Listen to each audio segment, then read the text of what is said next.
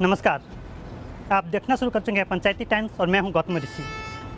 विगत दिनों से बांग्लादेश के हालात बहुत ही ख़राब चल रहे थे, लेकिन कल विरोध प्रदर्शन इस स्तर पर पहुंच गया कि वहां की प्रधानमंत्री शेख हसीना को इस्तीफ़ा देकर देश छोड़कर भारत आना पड़ा। कल शाम 5 बजे वो भारत की इंडियन एयरवेज के सेफ हाउस में है।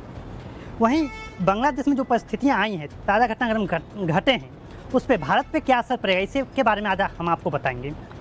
भारत और बांग्लादेश 4096 किलोमीटर की सीमा साझा करती है।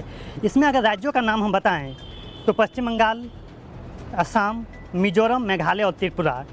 पश्चिम बंगाल सबसे अधिक 2217 kilometre, Tripura 856 kilometre, Meghalaya 443 kilometre, Mizoram 318 kilometre और असम 262 किलोमीटर की सीमा साझा करती है बांग्लादेश से। और यहाँ घुसपैठ होने की आशंका बढ़ गई है, क्योंकि वहाँ जो हालात उपजे हैं, हिंदुओं को जिस तरह टारगेट किया जा रहा है, तो भारत में आने की उनकी संभावना बहुत बढ़ चुकी है, क्योंकि वहाँ की बॉर्डर जो है भारत और बांग्लादेश की एक खुली है, पूरा फेंसिंग नहीं है। और इसके कारण भारत की आंतरिक सुरक्षा भी खतरे में आ सकती है। और आंतरिक सुरक्षा इस लिहाज से खतरे में आएगी क्योंकि जब वहाँ की भीड़ हिंदू आएंगे, घुसपैठ करेंगे, तो हो सकता है कि ISI के एजेंट भी, कुछ अराजक तत्व भी उस भीड़ का हिस्सा बन के भारत में आ जाए और पूर्वी भारत की जो हालात हैं उनको डिस्टर्ब करने की कोशिश करें। वहीं अगर दूसरी बात करें तो सीमा पे एक और फ्रंट खुल सकता है। एक फ्रंट चाइना का है और पाकिस्तान का, लेकिन अभी तक जो भारत और बांग्लादेश की आपस के रिश्ते रहे हैं वो बहुत ही सद्भावनापूर्ण रहे हैं। लेकिन अब वहाँ की जो स्थिति, राजनीतिक घटनाक्रम बदली है, तो वहाँ की जो BNP बांग्लादेश नेशनलिस्ट पार्टी है और जमात इस्लामिया है, वो भारत विरोधी पार्टियाँ मानी जाती है। तो जब और एक चीज़ और है, वहाँ की बांग्लादेश की जनता में भारत के खिलाफ एक सेंटिमेंट उभरा है, एंटी भारत नारे लगाए गए हैं, विरोध प्रदर्शन हुए हैं। तो अभी जो भारत में शरण ली हुई है शेख हसीना, तो इसके कारण भारत को अपनी कूटनीति स्थापित करना पड़ेगा। कैसे वो भारत सरकार मैनेज करेगी, क्योंकि वहाँ सरकार और नाराज़ होगी भारत से, क्योंकि शेख हसीना भारत में भी शरण ली हुई है। इस कारण सीमा पे कठिनाइयाँ बढ़ सकती है। चीन इसका फ़ायदा उठा सकता है और सीमा पे एक और फ्रंट खुलने के आसार हैं।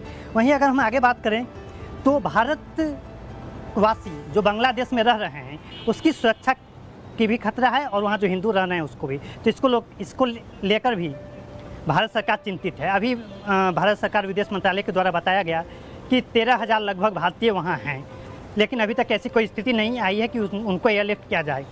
अगर ऐसी स्थिति आती है तो उनको एयरलिफ्ट किया जाएगा। साथ ही विदेश मंत्री ने आज संसद में बयान देते हुए कहा कि हमारी नज़र वहाँ पे है, वहाँ के संगठनों से हम बातचीत कर रहे हैं कि कैसे वहाँ के हिंदुओं जो बांग्लादेश में अल्पसंख्यक हैं उनकी सुरक्षा सुनिश्चित की जाए, जो भारतवासी वहाँ है उनकी सुरक्षा सुनिश्चित की जाए। इसको लगातार बैठकें हो रही है, प्रधानमंत्री के साथ हो या सुबह विदेश मंत्री ने विपक्षी दलों के साथ मिलकर उनको ब्रीफिंग किया। तो भारत सरकार नज़र बनाए हुए हैं। वहीं अगर आंतरिक सुरक्षा का, जैसे मैंने चर्चा किया कि जब वहाँ से घुसपैठ होंगे, भारत हिंदू आएंगे, उसके साथ कई चीज़ें, तो अंदरूनी हालात पे भी नज़र रखी जा रही हैं। और अगर आर्थिक बात करें तो भारत ने बहुत ही मदद की है बांग्लादेश की। भारतीय उद्योग जगत के लोग बहुत इन्वेस्ट किए हैं, तो उस पर भी प्रभाव पड़ने वाला है। और उसमें भी सबसे बड़ी बात तीस्ता प्रोजेक्ट जो है, तीस्ता जल को लेकर, इस पर चाइना चाह रहा था कि वो घुसे, लेकिन शेख हसीना ने भारत के साथ दोस्ती निभाते हुए इस तीस्ता प्रोजेक्ट पे भारत के साथ ही बात आगे बढ़ाने पे रुचि दिखाई थी। लेकिन इसको लेकर अब आगे क्या होता है या आने वाले समय में पता चलेगा।